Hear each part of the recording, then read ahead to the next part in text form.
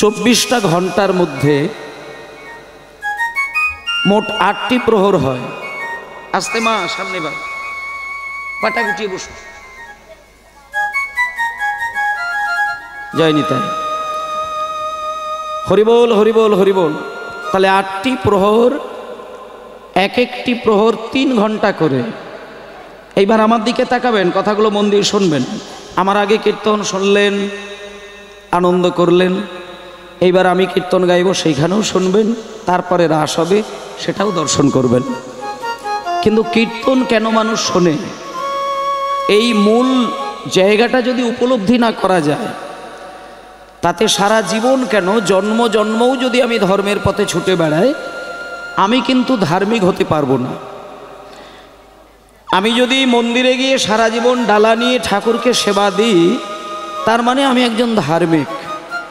সারা জীবন কীর্তন গাইলাম মানে আমি একজন ধার্মিক বা ভক্ত, বা সারা জীবন কীর্তন শুনলাম মানে আমি একজন ভক্ত, এটা কথা নয়। ঘরে বসে তালপাতার কুঁড়ে ঘরের মধ্যে রেখে একটা ক্যালেন্ডারের মধ্যেও যদি কেউ মনে করে যে আমি ভগবানের চরণের দাসী হয়ে থাকবো, থাকা যায়। শুধু নিয়মগুলো জানতে হবে।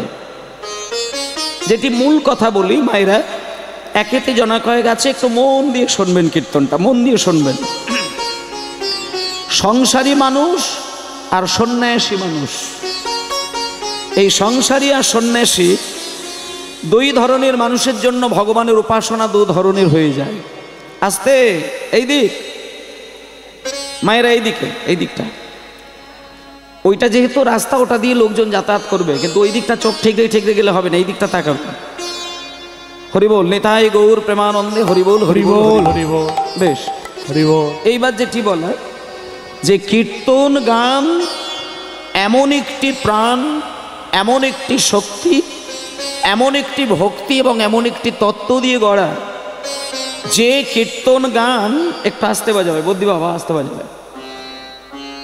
এই কীর্তন গান চৈতন্য মহাপ্রভু সৃষ্টি করলেন, আর এই কীর্তন গানের মধ্যে এমন কিছু দিয়ে দিয়েছেন ভগবান, যেটা মন দিয়ে শুনলে পরে শুধু এই জন্ম নয়, কোটি কোটি জন্মের সঞ্চিত পাপ যদি তার জীবন সে গড়ে, 3টে ঘন্টা কীর্তন শুনলে পাপের পাহাড় পর্যন্ত ধুয়ে পরিষ্কার হয়ে যায়। আবারও বলছে, 3 ঘন্টা কীর্তন শুনলে কোটি জন্মের পাপের পাহাড় ধুয়ে পরিষ্কার হয়ে তার চিত্ত শুদ্ধ হয়ে গোবিন্দ চরণে আপনা আপনি নিবেদিত হয়ে যায়। এটা 1 নম্বর কথা। আবার ঠিক উল্টো কথা বলছে যে এই কীর্তন আবার শোনার যদি দোষ হয়, সেইখানে আপনার শুদ্ধ মন, শুদ্ধ দেহ আর শুদ্ধ চিন্তা, এর মধ্যেও কিন্তু অন্যের গড়া অপরাধ বা এই প্রকৃতিতে থাকা অপরাধ বা জঞ্জালের যে অশুভ যে শক্তিগুলো বিরাজ করে, প্রকৃতিতে নানান কিছু থাকে। একটা ভালো মানুষ তার চলার দোষে খারাপ জিনিস সঞ্চয় করে, আর একটা খারাপ মানুষ চলার গুণে ভালো জিনিস সঞ্চয় করে। এখন যে জায়গাটা বলছি, এই যে হরিবাসর সাজানো হয়েছে গয়ার মহোৎসব উপলক্ষে, এখানে সন্তান হয়ে মা বাবার আত্মার শান্তি কামনার একটা মূল ক্ষেত্র হচ্ছে এই জায়গা। তাহলে একটা পুত্র মা বাবার আত্মা যাতে শান্তি পেতে পারে বা উন্নত স্তরে পৌঁছাতে পারে, শুধু মা বাবা নয়। একটা কথা বলি, মানুষ যখন গয়ায় গিয়ে পিণ্ড দান করেন, বা একটা সন্তান যখন সারা জীবন মা বাবাকে স্মরণ করেন প্রত্যেক দিন দুপুরবেলায় স্নানের পরে, সেখানে কিন্তু কেবল তার মা বাবাই উদ্ধার হচ্ছে তা নয়, পিতা মাতা। এই ক্ষেত্রে বলা হচ্ছে যে আপনি যখন চলে যাওয়া বিগত সমস্ত গুরুজনদেরকে, আপনি এই মর্তধামে জীবিত থাকার পরে আপনার এই দেহের মধ্যে আপনার মনকে স্থির রেখে ভক্তি সহকারে যখন সেই গুরুজনদের উদ্দেশ্যে জলদান করবেন, শুধু মা বাবা নয়, আপনার বিগত যত যত যত যত গুরুজন আছেন। যেমন আমি বলে দিচ্ছি, আপনি যখন পূজার ডালা নিয়ে মন্দিরে যান, সেইখানে দেখবেন ডালার মধ্যে একটা ছোট্ট কাগজে আপনার নাম, আর পাশেই দেখবেন একটা গোত্রের নাম দিয়ে দেন। এবার ওই গোত্রটি যদি না দেন, ব্রাহ্মণ কিন্তু আপনার ডালাটাকে ঠিক জায়গায় অর্পণ করতে পারবেন না। আপনি শুধু নাম দিয়ে দিলেন, সন্তানের নাম দিলেন, নাতির নাম দিলেন, নাতনির নাম দিলেন, কিন্তু গোত্রটা দিলেন না। ব্রাহ্মণই বলবেন এইটা গোত্রটা একটু লিখে দাও। তাহলে এই যে গোত্র না লিখলে আপনার ডালাটা আপনার নামে নৈবেদ্য দেওয়া হবে না। তার কারণটি হচ্ছে যে আপনার নামে এই পৃথিবীতে একাধিক ব্যক্তি থাকতে পারে। তাহলে আপনি যে দিচ্ছেন ওই নামটার ক্ষেত্রে কিন্তু হবে না। আপনি যতক্ষণে না আপনার গোত্রটা তার পাশে বসাবেন। এই গোত্রটা কেন লেখা হয়, কেন গোত্র মিশিয়ে নিজের নামটাকে ব্রাহ্মণের কাছে জমা দেওয়া হয়, এগুলো একটু বুঝতে হবে। এই গোত্র হচ্ছে আমরা যে জন্ম নিয়েছি, আমার বাবা, তার বাবা, তার বাবা, তার বাবা, এইভাবে যে পরম্পরায় সৃষ্টি ছিলেন, মূল স্রষ্টা ছিলেন যে মহাপুরুষ, যে মুনি, যে ঋষির কাছ থেকে আপনি পরম্পরায় দেহ ধারণ করলেন, সেই ঋষির নামটাই কিন্তু আপনি গোত্ররূপে লিখলেন। তাহলে যে গোত্রের নামটা লিখলেন উনি হচ্ছেন একজন মহামুনি, একজন মহা ঋষি। আর সেই ঋষি হচ্ছে আপনার জন্মের মূল ক্ষেত্র। ওইখান থেকে আপনি অস্থি মজ্জাহার নিয়ে আপনি জন্ম নিয়েছেন, রক্ত মাংস দেহ নিয়ে জন্ম নিয়েছেন। তার মানে আপনি যদি এই পৃথিবীতে জন্ম থাকার পরে একটুখানি মা বাবার উদ্দেশ্যে জলদান করেন, জানবেন মা বাবা থেকে শুরু করে বিগত যতগুলো আপনি গুরুজনদেরকে হারিয়েছেন, একেবারে সেই গুরু যেখানে আপনি ওই আপনার গোত্রটি লিখলেন, ওইখান পর্যন্ত প্রত্যেকের কাছে কিন্তু আপনার ওই ভক্তিটা চলে যায়। নিতাই গৌর প্রমানন্দে হরি। এইবার বলি, আপনি যদি ওনাদেরকে জল দিতে গিয়ে, ওনাদের নাম নিতে গিয়ে আপনার মনের মধ্যে কোনো রকম অশুভ চিন্তা এসে যায়, তাহলে আপনার ওই জলটা কিন্তু শুভ কাজে আপনার জীবনকে দেয় না, আপনার জীবনে শুভ কাজ দেয় না। ঠিক তেমনই ভাবে আজকে যে কীর্তন শুনতে বসেছেন, এটা কিন্তু সেবার একটা মূল আসন।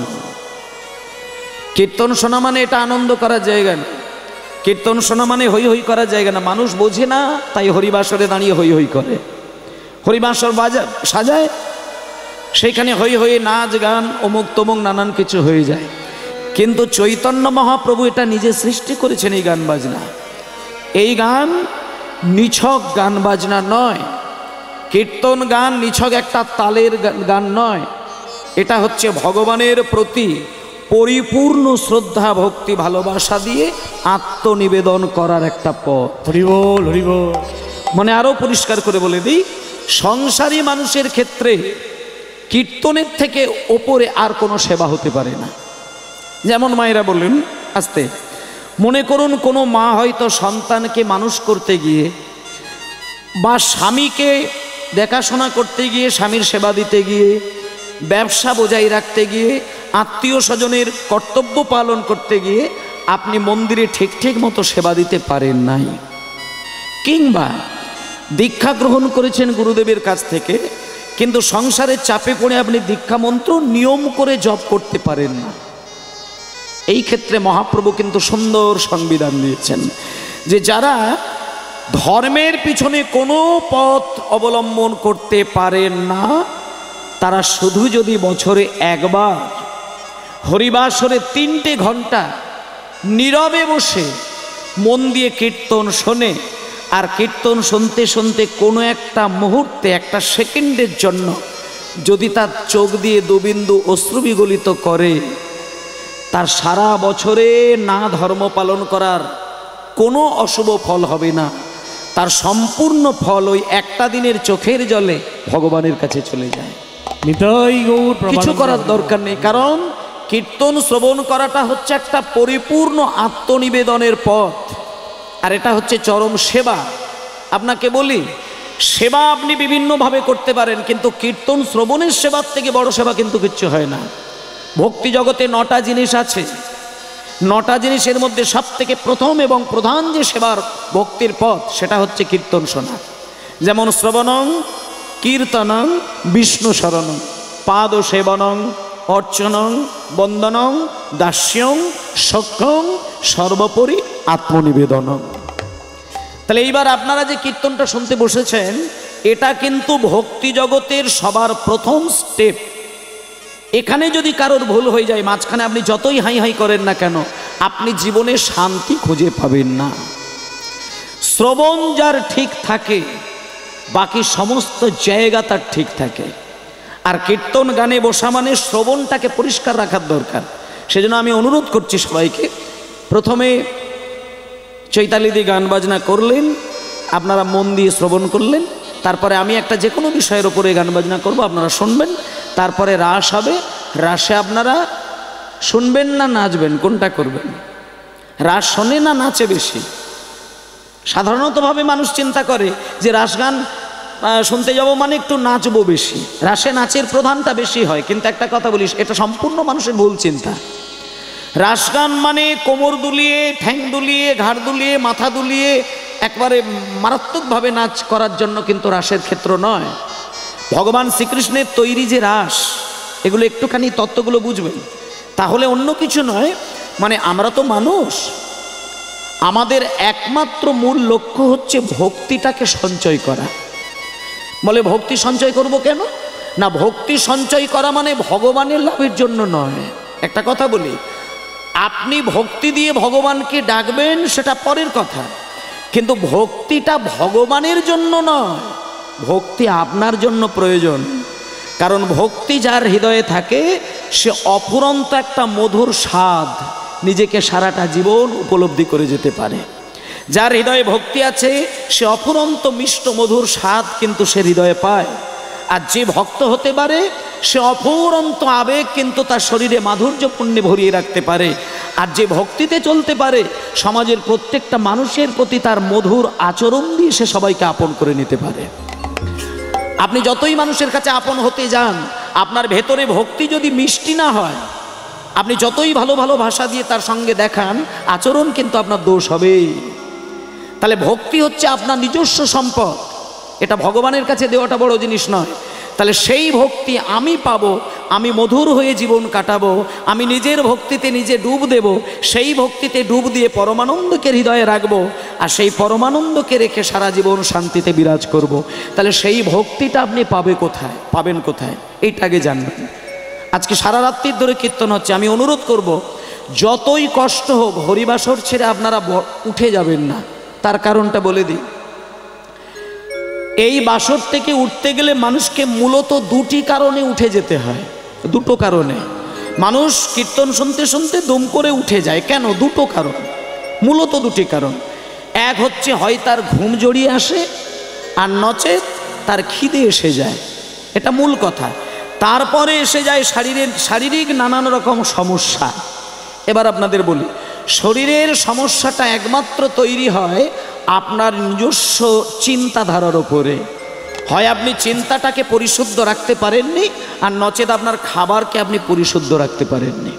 এই দুটো কারণে আপনি নিজে অসুস্থ হয়েছেন। এবার এখানে যারা সুগারের রুগী আছে, হার্টের রুগী আছে, বা যারা প্রেশারের রুগী আছে, বা বাতের রুগী আছে, তাদের ক্ষেত্রে আমি বলবো, অমাবস্যা পূর্ণিমার দিন, একাদশীর দিন, শিব চতুর্দশীর দিন একেবারে যদি মনে করেন অনাহারে দিন কাটাবেন, তাতে আপনি বেশি বেশি করে ওই রোগের ওপর থেকে আপনি ভালো ফল পাবেন। এই যে কয়েকটা দিন আগে শিব চতুর্দশী গেল, মহাশিবরাত্রি গেল, আপনারা কি করেছেন? আমি যেটা বলছি কি করেছেন জানি না, তবে কি করবেন সেটা আমি বলে দেবো, একটু পরে বলে দেবো। মানে একটা মানুষ কি করে সে আদর্শ মানুষ তৈরি হতে পারে, তার কৌশল মানুষ যদি জানতে পারত, তাহলে নিজেই নিজে মহাপুরুষ হয়ে যেতে পারত।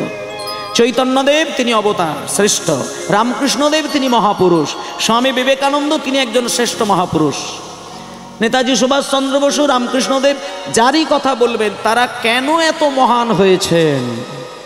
তারা কি আলাদা করে কিছু প্রকৃতিতে জন্ম নেবার পরে কি তৈরি করেছে? তৈরি করেননি।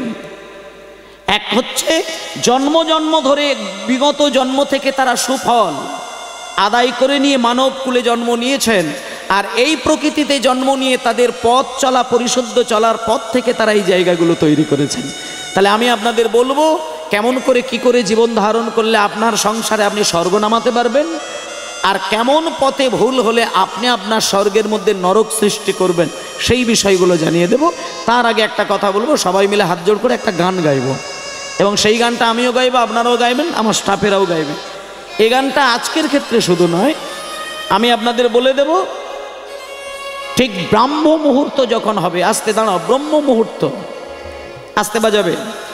ব্রহ্ম মুহূর্ত এমন একটি মুহূর্ত যে মুহূর্তে মানুষ ভগবানকে যদি উপাসনা করতে পারে, ভগবান তার নিজস্ব শক্তি ব্রহ্ম মুহূর্তে তার ভক্তকে দান করেন। এবং সেই ব্রহ্ম মুহূর্তটা কি সেটা আমি বলে দিচ্ছি, শোনেন। এই যে 24টা ঘন্টায় আমাদের একদিন ধরা হয়, আমি প্রথম দিকে যেটা শুরু করেছিলাম, 24 ঘন্টায় একদিন, আর 8টি প্রহরে হয় একদিন, আর এক একটি প্রহর হয় 3 ঘন্টা, আর 30টি মুহূর্তে হয় 24টি ঘন্টা। 30টা মুহূর্ত দিলে তবে আমাদের 24 ঘন্টা আবর্তিত হয়। তার মধ্যে 48 মিনিট হলে তবে একটা মুহূর্ত হয়। এই হিসাবগুলো একটু মাথায় রাখার চেষ্টা করবেন। 48 মিনিটে এক মুহূর্ত, 15 মুহূর্তে হয় একদিন, একটা সারাদিন, 4টে প্রহর, আর সারা রাত্রির মধ্যে হয় 15টি মুহূর্ত। মোট 30টি মুহূর্ত মিলে 24 ঘন্টা কাটে। তার মধ্যে আপনাদের বলে দিই, রাত্রির 14 নম্বর মুহূর্ত যখন হয়, এইটা মানুষের কাছে সব থেকে বেশি গুরুত্বপূর্ণ সময়। কেউ যদি 24 ঘন্টার মধ্যে কোনো সময় ঈশ্বরের নাম নাও নিতে পারে, কিন্তু ঠিক রাত্রি 14 নম্বর মুহূর্ত যেটা হয়, সেই মুহূর্তটা আগেকার দিনে যেটা প্রথা ছিল, আমার নিজের ঠাকুরমা যেটা করতেন, ঠিক ওই 14 নম্বর মুহূর্তে আমার ঠাকুরমা যতই রাত্রিতে ঘুমাতে যান, ওই মুহূর্তটা ঠাকুরমাকে ঘুম পাড়িয়ে রাখতে পারা যেত না। ঠাকুরমা উঠতেন এবং সবার প্রথমে ঠাকুরমার কাজ হচ্ছে শঙ্খটাকে বাজানো, তারপরে সমস্ত কাজের ওপরে দায়িত্ব নেবে। তাই এখানে যতগুলো মা বাবা আছেন আমি তাদেরকে গুরু দায়িত্ব দিয়ে দিচ্ছি একটা, আপনারা 14 নম্বর মুহূর্তে অন্তত 5টা মিনিটের জন্য উঠে হলেও আপনার বাড়িতে শঙ্খধ্বনিটা করবেন। এটা আমি অবশ্য কর্তব্য দায়িত্ব দিয়ে যাচ্ছি। তাহলে এইবার বলে দিই 14 নম্বর মুহূর্তের টাইমটা, অনেকে এইটা খেয়াল করতে পারবেন, আমি বলে দিই। বলছে সূর্য উদয়ের 92 মিনিট আগে থেকে সূর্য উদয়ের 48 মিনিট আগে পর্যন্ত যে সময়সীমাটা থাকে, ওইটাকে বলা হচ্ছে ব্রহ্ম মুহূর্ত। আরও ভালো করে বুঝিয়ে দিলে বুঝতে পারবেন, ভোর 3:20 থেকে ভোর 3:40 পর্যন্ত এই টাইমটুকু আপনারা একটু জেগে কাটানোর চেষ্টা করবেন। কারণ ওই সময়ের মধ্যেই কিন্তু ভগবান প্রচণ্ড উদার হয়ে যায়, ভগবান তখন অতি শান্ত হয়ে যায়, ভগবান তখন কল্পতরুর রূপ ধারণ করেন। ওই মুহূর্তে ভক্ত যদি একবার কেউ তার নাম স্মরণ করে, পাগলের মতন তার দেওয়া শক্তি ভক্তের হৃদয়ে দান করে। হৃদয় গৌর প্রমানন্দে হরিবল। এগুলো শুধু মেনে চলবেন, যুক্তি দিয়ে বিচার করলে হবে না। তাহলে আপনাদের আমি কি বললাম, দাঁড়ান, প্রত্যেক দিন ভোরবেলা ভোর 3:20 থেকে 3:40 ওটাকে বলছে ব্রাহ্ম মুহূর্ত বা ব্রহ্ম মুহূর্ত বা সত্য মুহূর্ত। পরম ব্রহ্মকে নিজের হৃদয়ে সঞ্চয় করা, হৃদয়ে ধারণ করা, সত্যকে উপলব্ধি করার বিশেষ মুহূর্ত হচ্ছে ব্রহ্ম মুহূর্ত। এবার ম্যাক্সিমাম মানুষ ওই টাইমে কিন্তু ঘুমিয়ে কাটায়, আর ওই টাইমে ঘুমিয়ে যারা কাটায় তাদের মধ্যেই কিন্তু শারীরিক সমস্যাগুলো বেশি বেশি করে নিজেকে শারীরিক আর মানসিক যন্ত্রণায় ব্যতিব্যস্ত করে। আর যে 4টে রোগের কথা বললাম, তারা অন্তত ব্রহ্ম মুহূর্তে 10টা মিনিটের জন্য উঠবেন, উঠে আপনার বাসি বিছানায় বসবেন, বসে 10 মিনিটের জন্য আপনি এক মন প্রাণ দিয়ে একটুখানি যেটা করবেন আমি বলে দিচ্ছি, উঠে 10টা মিনিট অন্তত একাসনে বসবেন, বসেই ভজ গৌরাঙ্গ লহ গৌরাঙ্গ, সেটা আমি একবার আপনাদের বাজিয়ে দিচ্ছি, সেটা একটু বাজাবেন। লহ গৌরাঙ্গে নাম রে। এই মুহূর্তে সবাইকে গানটা গাওয়াবো। কাল থেকে প্রত্যেক দিন 3:30 সময় উঠে 5টা মিনিট সময় দিয়ে গান করবেন, দরকার হলে আবার ঘুমিয়ে পড়বেন। অভ্যাসটাকে তৈরি করুন, আপনি একদিন অবশ্যই গোবিন্দের চরণ পাবেন। তাই সবাই মিলে বলুন, ভজ গৌরাঙ্গ লহ গৌরাঙ্গ কহ গৌরাঙ্গে নাম রে। সবাই মিলে ভজ গৌরাঙ্গ লহ গৌরাঙ্গ কহ গৌরাঙ্গীর নাম রে। হাতটাকে এরকম গুটিয়ে গুটিয়ে করলে হবে না। মানে কোনো এর ভার নিতে পারছেন না যেন এমন মনে হচ্ছে, ওভাবে করলে হবে না। ভগবান তোমাকে বলি মায়েরা, ভগবান তোমাকে অসম্ভব শক্তি দিয়েছে। তুমি বলতে পারবে না ভগবানকে যে তুমি আমায় দুর্বল করে দিয়েছো, এটা বলতে পারবে না। সন্ধ্যা থেকে রাত্রির 12টা পর্যন্ত যে মানুষ একভাবে কীর্তন শোনে সে পূর্ণ শক্তিমান, এটা আমি গ্যারেন্টি দিয়ে দিলাম। 1 ঘন্টা হরিবাসরে বসে থাকা সবার দ্বারা সম্ভব হয় না। সারাদিন কর্ম করে যাবে, কিন্তু হরিবাসরে 1 ঘন্টা বসে হরিনাম শুনবে, এটা ভগবানের অপার করুণা ছাড়া কোনোদিন সম্ভব হতে পারে না। একটু জল দেবে, জল খাবো, মশা ঢুকে গেছে গায়ে, দাও। সর্বনাশ হয়ে গেছে, প্রচুর মশা। মশার ধূপ দেন না কয়েকটা। ও মা দেখি, সবাই মিলে একটুখানি গানটা গাইবো, 2 লাইন গাইবো, আর তালি দেওয়াটা শিখিয়ে দিচ্ছি। একটুখানি বলি, রাত্রির হয়েছে তো, আর যেহেতু রাত্রির হয়েছে তত্ত্বের ওপর দিয়ে একটু বেশি যাব। দিদি তো অনেক নাচ গান করলেন, নানান রকম জায়গা আপনারা দেখালেন, খুব আনন্দ করেছেন, বিশাল বিশাল বিশাল বিশাল ব্যাপার। তা ওটা আমি করছি না, আমি কিন্তু একটু ভাবের জায়গাটা পরিষ্কার রাখতে চাই। কীর্তনের মূল অঙ্গ কিন্তু ভাব, ভাবের মেরুদণ্ড। ভাবের মেরুদণ্ডটা কীর্তন গানে যদি না থাকে সেখানে ভক্তের মন দোলে না। আর ভক্তের মন যদি একবার না দোলে তাতে কি হবে জানেন তো, চোখ থেকে জল বেরোতে চায় না। আর চোখ থেকে জল যদি না বার হয় গোবিন্দের প্রসাদ বানানো যাবে না। আর জল মেশানো প্রসাদ যদি না থাকে গোবিন্দ তার গোলক থেকে নেমে এসে ভক্তের কাছে গড়াগড়ি দেবে। হরি বল, হরি বল। কারণ ভগবান বলেছেন যে আমাকে যদি কাঁচা ফল কুচিয়ে দাও আমি কথা দিলাম খাবো।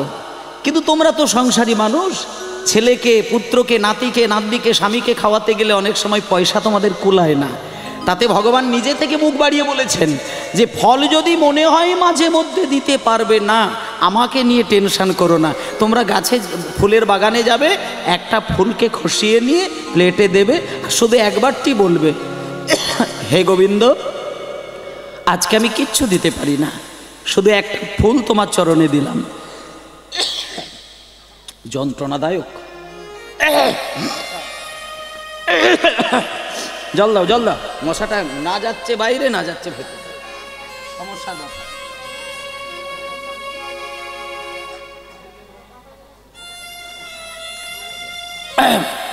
মশাকালে ঢুকলে কথাই বলা যায় না, তবু তো আপনারা আছেন বলে আমি বলছি।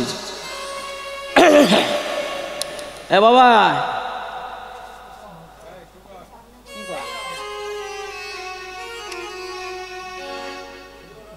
কথা নেই বাবা, একদম কথা নেই, হ্যাঁ একদম চুপ। হরি বল, নিতাই গৌর হরি বল, গৌর হরি বল, হরি বল। তাহলে যে কথাটা বলছিলাম যে সেই জন্য আস্তে, কীর্তন হচ্ছে সেই রসের জিনিস যা শুনলে পরে মানুষের কোনোভাবেই ইচ্ছে যাবে না আমি কোমর দোলাবো বা ঘাড় দোলাবো, মাথা দোলাবো। কীর্তনে আত্মা দুলবে, মন দুলবে, প্রাণ দুলবে, আর প্রকাশ হবে 2 চোখ দিয়ে বিন্দু বিন্দু ধারা গড়াবে। এটা যেদিন হলো সেদিন জানবেন আপনি পরতত্ত্বের সন্ধান করেছেন, পারমার্থিক সুখকে লাভ করেছেন এবং সেই পরম ব্রহ্ম শ্রীকৃষ্ণের চরণের দাসী হতে পেরেছেন।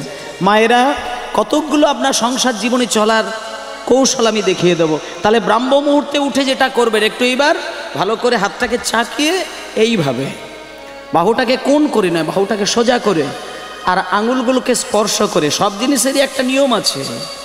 আপনি যদি বলা ভুল করেন আর আপনার হাতের কৌশলটা ভুল করেন, সেটা কিন্তু মাঙ্গলিক দিক থেকে কিন্তু ঠিক হবে না। একই শব্দ একই অঙ্গ থেকে বার হবে, কিন্তু আপনার ওই অঙ্গভঙ্গির দোষে কিন্তু শব্দটা অশুভ হয়ে যাবে। আপনি যখন হাতে তালিটা আঙুল ছড়িয়ে দেবেন সে শব্দে কোনোদিন গোবিন্দ সেবা হবে না। আর আপনি যখন হাতটাকে এইভাবে সরিয়ে এইভাবে দেবেন সেটাও মাঙ্গলিক শব্দের মধ্যে পড়বে না। কিন্তু আপনাকে হাত এইভাবে স্পর্শ করে শব্দটাকে হালকা করে দিতে হবে। তাতে যদি মনে হয় যে শব্দ হচ্ছে না, কিছু যায় আসে না, শুধু এইভাবে হাতে তালি দিয়ে নাম করলেই গোবিন্দ সেবায় লাগবেন। তাই সবাই মিলে বলুন, ভজ গৌরাঙ্গ। এইভাবে এইভাবে একদম ঠিক, এইটা দেখুন আপনি বুঝতে পারবেন যে আপনি গোবিন্দের জন্য এটা করছেন।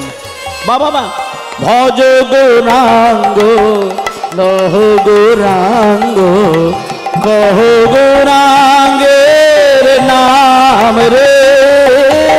হরি হরি গৌরাঙ্গ লহ গৌরাঙ্গ কহ গৌরাঙ্গের নাম রে। ভজ গৌরাঙ্গ লহ গৌরাঙ্গ কহ গৌরাঙ্গের নাম রে। বলুন যে জনা গৌরাঙ্গ ভজে সে হয় আমার প্রাণ রে। যে জন গৌরাঙ্গ ভজে সে হয় আমার প্রাণ রে।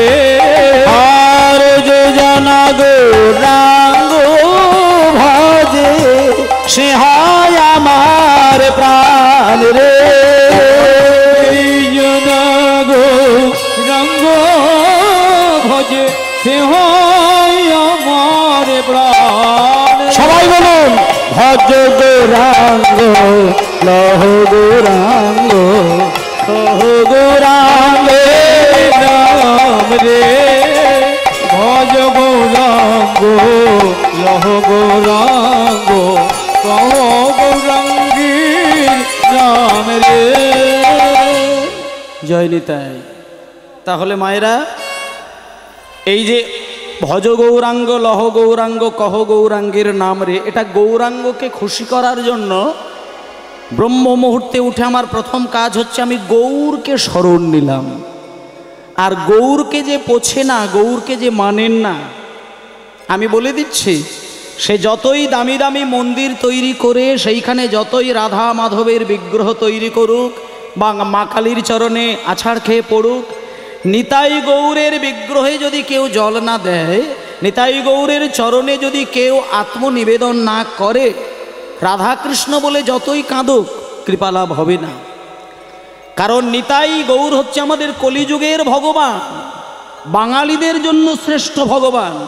তিনি যেটা করেছেন কোনো কালে কোনো যুগে কোনো দাদা নেতা রাজা গজা তো পারেই না, আর ভগবানও পর্যন্ত পারেন না। যেমন সত্যযুগে শঙ্খ চক্র গদা পদ্মধারী নারায়ণ ছিলেন, আস্তে শঙ্খ চক্র গদা পদ্ম এই চারটে জিনিস ধরেছিলেন নারায়ণ। আর ত্রেতা যুগে ছিলেন রামচন্দ্র, দাপরে ছিলেন কৃষ্ণচন্দ্র। এই তিন যুগের ভগবান যেটা পারেন নাই, কলিযুগে গৌর হরি তার থেকে লক্ষ গুণ বেশি ভক্তকে দিয়েছে। হরি বল হরি বল।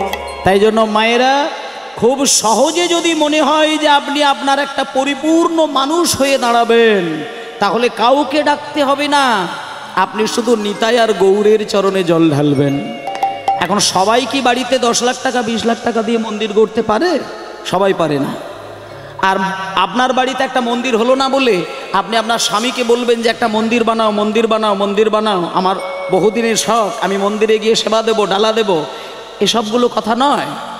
মন্দির বানালেই আপনি ভগবানকে আনতে পারবেন, মন্দির বানালেই সেইখানে ঈশ্বর এসে বিরাজ করবে, এটা কোনো গ্রন্থে লেখা নেই, কোনো গ্রন্থে লেখা নেই। আপনার রান্নাঘরের পাশেই একটা তালপাতা দিয়ে ঘর করবেন, সেই ঘরে ক্যালেন্ডার রাখবেন, কিচ্ছু দরকার নেই। যখন মনে হবে আপনি ঈশ্বরের উপাসনা করবেন, ওই তালপাতার ঘরের মধ্যেই গিয়ে আপনি ঈশ্বরকে ডাকবেন। আর ভগবান ওই তালপাতার কুঁড়ে ঘরেই হামাগুড়ি দিতে দিতে গিয়ে ভক্তের হাত থেকে প্রসাদ গ্রহণ করবেন। এটা ভগবানের বাণী। ভগবান বলেছেন আমাকে ফল দিলে খায়, ফুল দিলে খায়, পাতা দিলে খায়, আর শুধুমাত্র চোখের জল দিলে আমি তার কাছে বিক্রি হয়ে যাই। মানে ভগবানকে যদি মনে করে কেউ কিনবো, কিনে রাখবো, যেমন গোপীরা কিনেছিলেন। বৃন্দাবনের যারা গোপী, ললিতা, বিশাখা, চিত্রা, চম্পকলতা, ইন্দুরেখা, সুদেবী, রঙ্গদেবী, এই যে বৃন্দাবনের গোপীগণ, এরা কিন্তু কৃষ্ণকে কিনে রেখেছিলেন।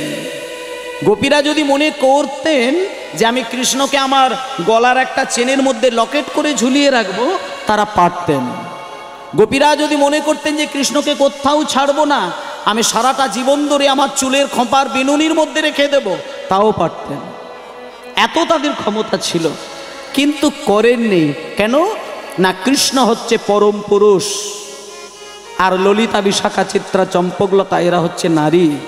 তাই ভেবেছিলেন যে ব্রজে নারী রূপে যখন আমরা সদাই কৃষ্ণকে বুকে জড়িয়ে রাখবো, লোকে আমাদেরকে কলঙ্কিনী বলবে।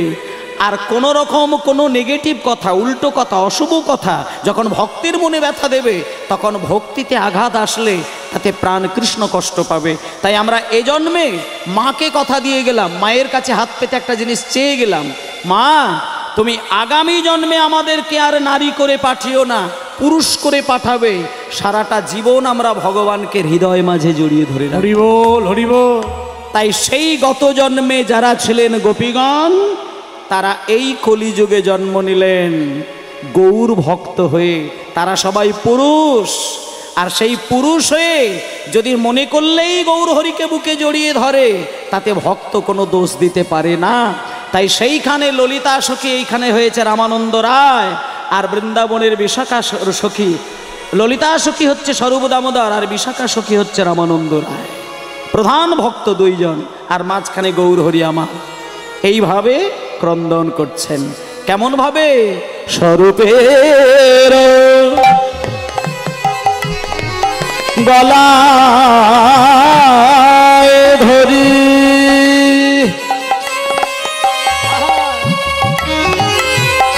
গোরার দুনয়নে বহে বারি, স্বরূপের গলায় ধরে নিতাই গৌর হরি হরি বল।